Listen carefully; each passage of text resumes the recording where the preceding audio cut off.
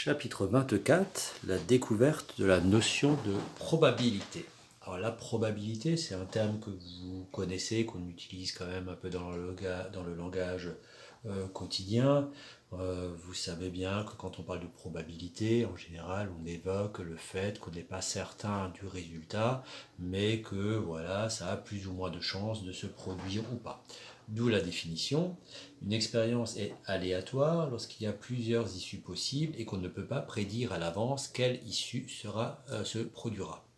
Donc le mot aléatoire ici, ça vient du mot aléa, du mot latin alea, qui veut dire, alors ça veut dire à la fois le dé pour jouer, le jeu de hasard, mais ça peut aussi vouloir dire le sort, le risque, la chance que quelque chose se produise ou pas.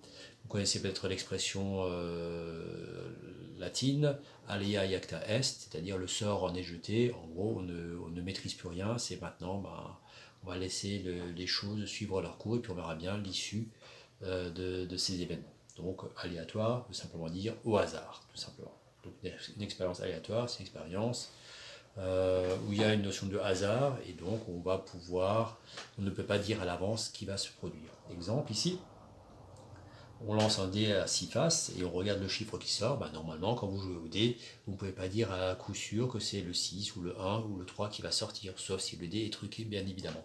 Et si le dé n'est pas truqué, vous ne savez pas à l'avance ce qui va sortir.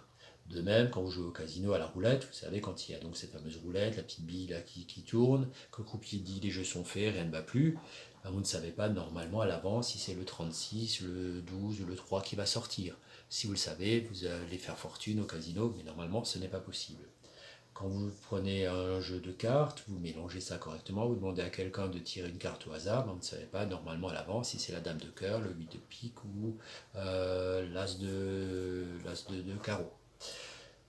Au loto, normalement, vous ne savez pas à l'avance les nombres qui vont sortir. Si vous le saviez, vous seriez déjà millionnaire, mais justement le but c'est justement qu'on ne sache pas, là aussi il y a du hasard qui sort. Le sexe d'un enfant, voilà, avant l'échographie, vous ne savez pas si ça va être un garçon ou une fille. Là aussi, c'est un peu le hasard. D'où la définition d'ailleurs, on peut mesurer ce hasard, on va pouvoir le quantifier. Donc on peut mesurer la chance qu'une issue possible se produise à l'aide de ce qu'on appelle une probabilité, et c'est un nombre qui va être compris entre 0 et 1. Concrètement, si je reprends l'exemple d'une pièce de monnaie et qu'on joue à pile ou face, vous savez qu'il y a une chance sur deux, si la pièce n'est pas truquée bien sûr, il y a une chance sur deux que ce soit pile et une chance sur deux que ce soit face. Donc une chance sur deux va pouvoir s'écrire sous la forme d'une fraction, 1 sur 2, donc ça pourrait s'écrire comme ça, donc je vais écrire P comme probabilité. La probabilité que ce soit face pour la pièce va être une chance sur 2. Vous voyez, j'écris 1 sur 2, et vous savez que 1 sur 2, quand je fais 1 divisé par 2, ça fait 0,5. Donc c'est bien un nombre qui est plus grand que 0 et plus petit que 1. Je pourrais aussi dire bien sûr que c'est 50%, puisque vous savez parfaitement que 1,5 c'est 50%. De même, là j'ai pris la probabilité que ce soit face, mais bien sûr, si c'était la probabilité d'être pile, ce serait là aussi une chance sur deux, c'est-à-dire 0,5, c'est-à-dire 50%. Donc une probabilité peut se dire sous forme décimale, mais ça peut aussi se dire sous forme d'une fraction ou sous forme d'un pourcentage. Voilà. Donc voilà un petit peu ce qu'il y a écrit ici. Donc c'est un nombre qui est compris entre 0 et 1. Ici vous avez un exemple, vous avez une roulette avec 5 sections colorées, 2 fois le bleu, 2 fois le jaune, 1 fois le rouge, et chacune des sections a la même taille, c'est-à-dire le rouge a la même surface que le bleu et qui a la même surface que ce jaune, etc. Donc je prends cette roue, je la fais tourner, et là en l'occurrence ce serait le bleu qui sera indiqué, mais si je la fais tourner, ça pourrait être le rouge ou le jaune également. Et donc quelle est la probabilité que ce soit le rouge qui sort? Comme mon cercle est coupé en 1, 2, 3, 4, 5 sections toutes pareilles, je vais donc pouvoir dire qu'il y a une chance sur 5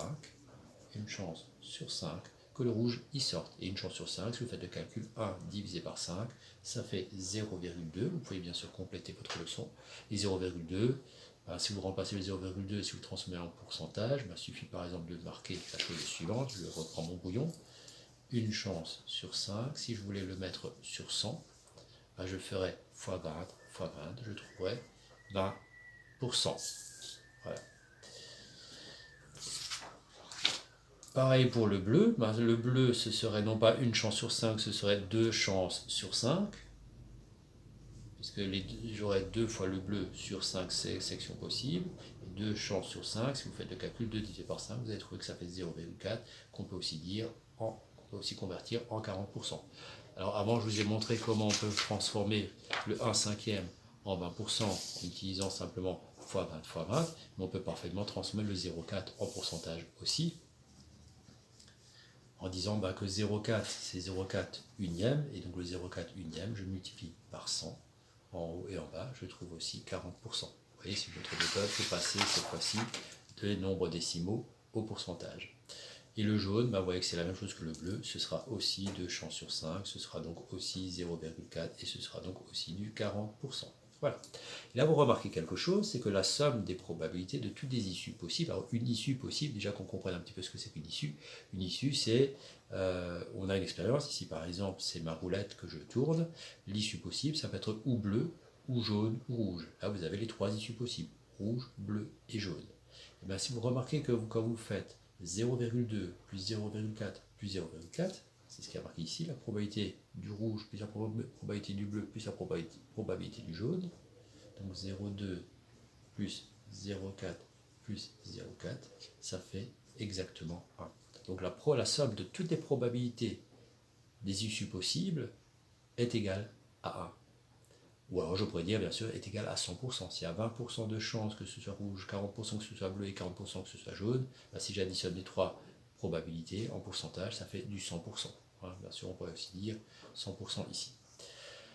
Et lorsque toutes les issues ont la même probabilité, là vous avez un petit peu de vocabulaire, on va parler d'équiprobabilité. Équiprobable, vous connaissez le terme équilatéral, donc il y a donc les 3 côtés égaux, équiprobable, c'est toutes les probabilités sont égales.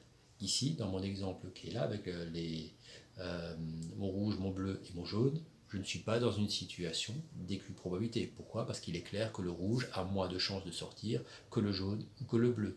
Le bleu, il a 2 chances sur 5 de sortir. Le jaune, il a 2 chances sur 5 de sortir, alors que le rouge, lui, il n'en a qu'une sur 5. Donc ça, ce n'est pas un cas d'équiprobabilité. Un cas qui serait équiprobable, c'est par exemple, si je joue à la roulette, a priori, le 36, normalement, a la même probabilité de sortir que le 12, si c'est une roue qui est bien faite. Et au casino, normalement, chaque nombre a la même probabilité de sortir. Si je prends un jeu de cartes, bien sûr, la dame de pique a la même chance de sortir que le 7 de cœur, normalement. Un autre cas, si vous avez une pièce de monnaie qui est bien équilibrée, donc une pièce de monnaie pas truquée du tout, le pile a la même chance de sortir que le face. Quand vous jouez à un dé tout à fait normal, bien sûr, le 1 a la même chance de sortir que le 2, a la même chance de sortir que le 3, et qui a la même chance de sortir que le 6. Par contre, si vous avez un dé qui ressemble à ça, ce n'est absolument pas un dé normal, habituel. Si ici j'ai le 1, et si ici par exemple je mets le 3,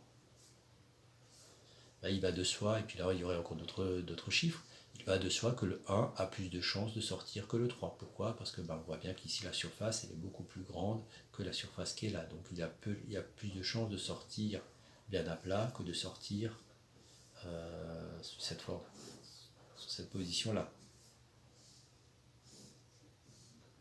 Je pense qu'intuitivement on se doute bien que le 3 ici sortira bien moins souvent que le 1. On aura plus souvent ça que ça. Donc ça, ce n'est pas une situation d'équiprobabilité, mais ce n'est pas un dé habituel en tout cas. Voilà pour la leçon. Passez aux exercices. Vous verrez que ce n'est pas une notion si compliquée que ça.